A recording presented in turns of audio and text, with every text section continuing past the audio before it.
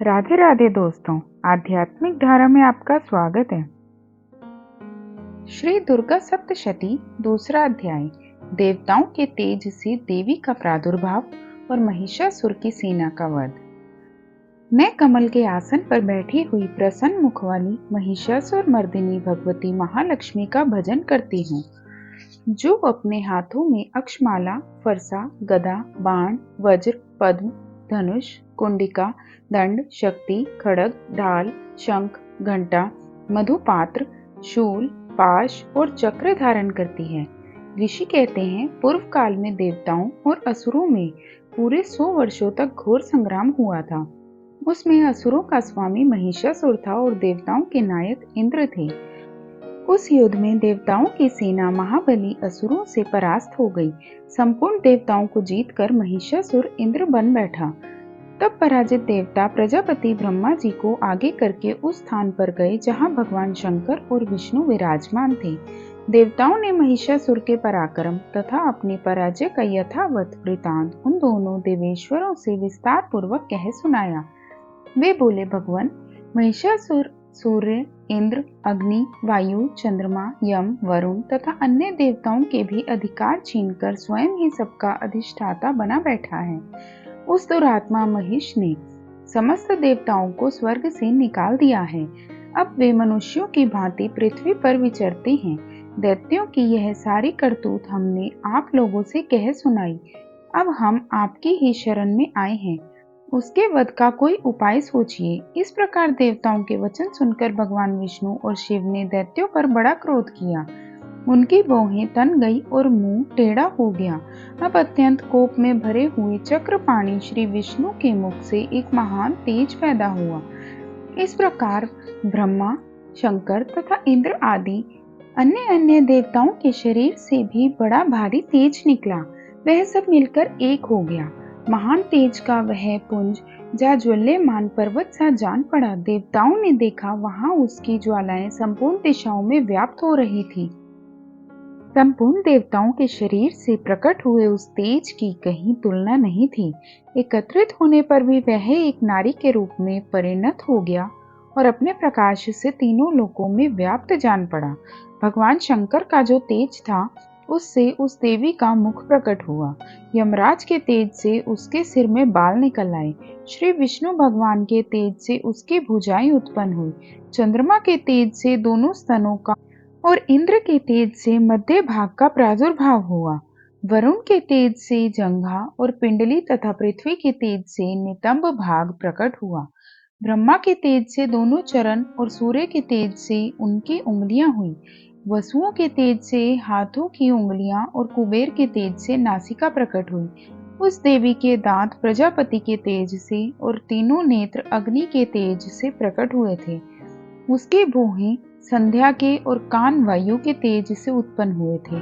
इसी प्रकार अन्य अन्य देवताओं के तेज से भी उस कल्याणमयी देवी का आविर्भाव हुआ। तदनंतर समस्त देवताओं के तेज पुंज से प्रकट हुई देवी को देखकर महिषासुर के सताए हुए देवता बहुत प्रसन्न हुए। पिनाकधारी भगवान शंकर ने अपने शूल से एक शूल निकालकर उन्हें दिया। फिर भगवान विष्णु ने भी अपने चक्र से चक्र उत्पन्न करके भगवती को अर्पण किया। वरुण ने भी शंख भेंट किया। अग्नि ने उन्हें शक्ति दी और वायु ने धनुष और बाण से भरे हुए 2 तरकस प्रदान किए। सहस्त्र नेत्रों वाले देवराज इंद्र ने अपने वज्र से वज्र उत्पन्न करके दिया और ऐरावत हाथी से उतारकर एक घंटा भी प्रदान किया। यमराज ने कालदंड से दंड, वरुण ने पाश, प्रजापति ने स्फटिकाक्ष की माला तथा ब्रह्मा जी ने कमंडलू भेंट किया।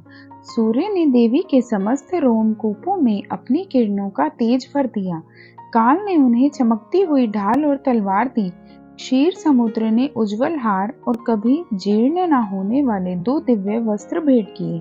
साथ ही उन्होंने दिव्य चूड़ामणि, 2 कुंडल, कड़े, उज्जवल अर्धचंद्र, सब बाहुओं के लिए केयूर, दोनों चरणों के लिए निर्मल नूपुर, गले की सुंदर हंसली और सब उंगलियों में पहनने के लिए रत्नों की बनी अंगूठियां भी थी। विश्वकर्मा ने उन्हें अत्यंत निर्मल फरसा भेंट किया। साथ ही अनेक प्रकार के अस्त्र और अभेद्य कवच दिए। इसके अलावा मस्तक और वक्ष स्थल पर धारण करने के लिए कभी नाखून लाने वाले कमलों की मालाएं दी। जल्दी ने उन्हें सुंदर कमल का फूल भेंट किया। हिमालय ने सवारी के लिए सिंह तथा भांति भांति के रत्न समर्पित किए। धनाध्यक्ष कुबेर ने मधु से भरा पान पात्र दिया तथा संपूर्ण नागों के राजा शेष ने, जो इस पृथ्वी को धारण करते हैं, उन्हें बहुमूल्य मणियों से विभूषित नागहार भेंट दिया। इसी प्रकार अन्य देवताओं ने भी आभूषण तथा वस्त्र, अस्त्र, शस्त्र देकर देवी का सम्मान किया। तत्पश्चात उन्होंने बारंबार अट्टहास पूर्वक उच्च स्वर से गर्जना की। उनके भयंकर नाद से संपूर्ण आकाश गूंज उठा। देवी का वह अत्यंत उच्च स्वर से किया हुआ सिंहनाद कहीं समा न सका। आकाश उसके सामने लघु प्रतीत होने लगा। उससे बड़े जोर की प्रतिध्वनि हुई, जिससे संपूर्ण विश्व में हलचल मच गई और समुद्र कांप उठे। पृथ्वी डोलने लगी और समस्त पर्वत हिलने लगे। उस समय देवताओं ने अत्यंत प्रसन्नता के साथ सिंह वाहिनी भवानी से कहा, देवी तुम्हारी जय हो। साथ ही महर्षियों ने भक्ति भाव से विनम्र होकर उनका स्तवन किया। संपूर्ण त्रिलोकी को क्षोभग्रस्त देख दैत्यगण अपनी समस्त सेना को कवच आदि से सुसज्जित कर हाथों में हथियार ली सहसा उठकर खड़े हो गए। उस समय महिषासुर ने बड़े क्रोध में आकर कहा, यह क्या हो रहा है।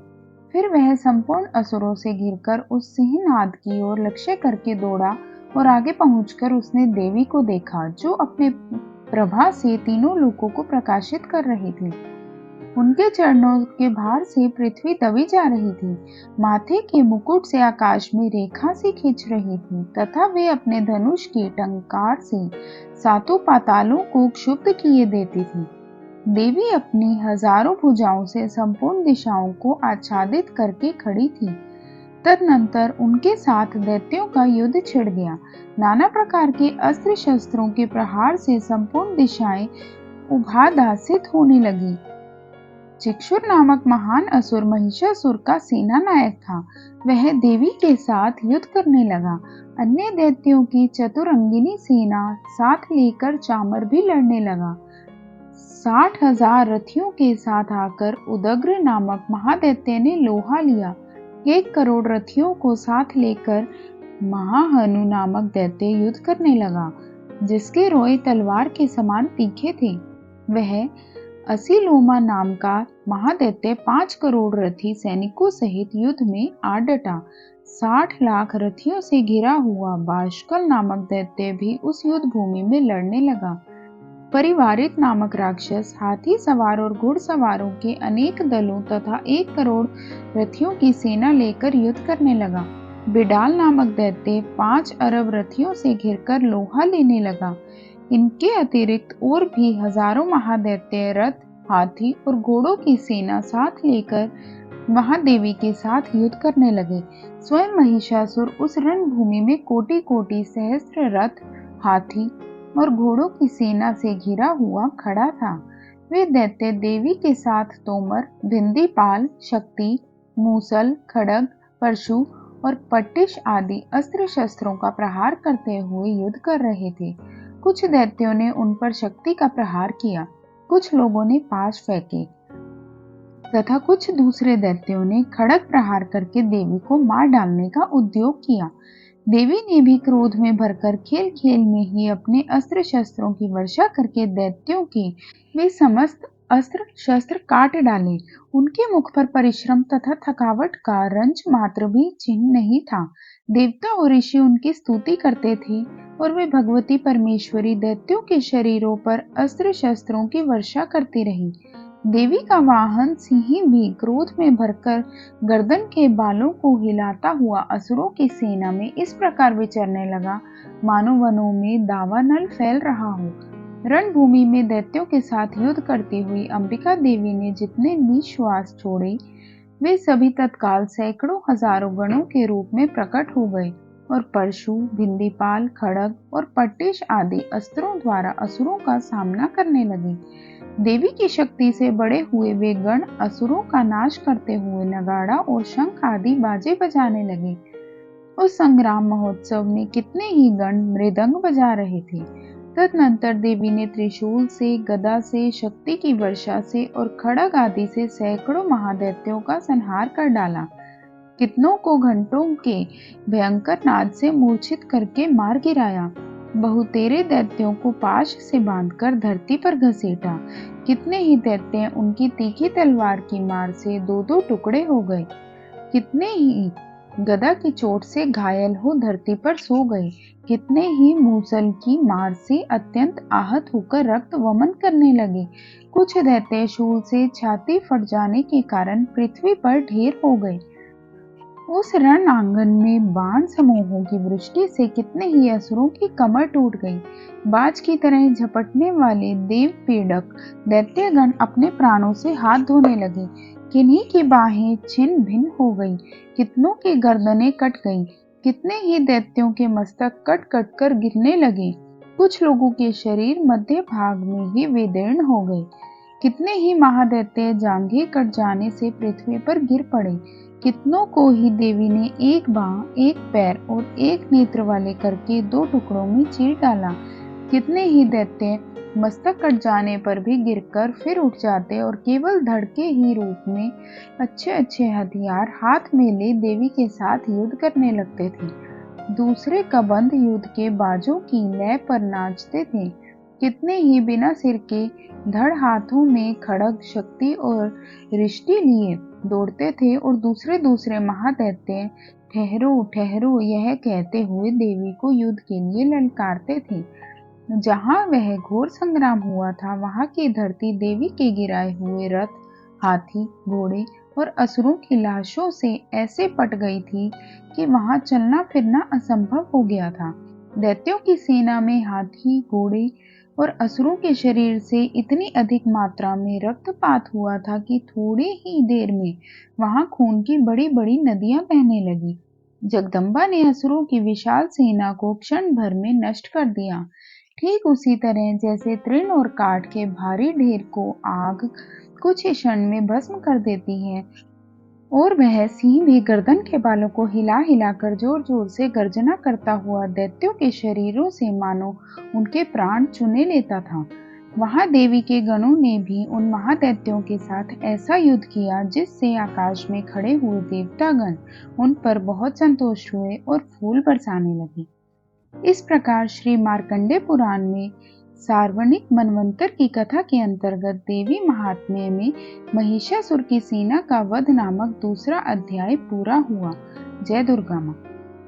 वीडियो पसंद आए तो वीडियो को लाइक करें, शेयर करें, चैनल को सब्सक्राइब करें और बेल आइकन जरूर दबाएं। धन्यवाद।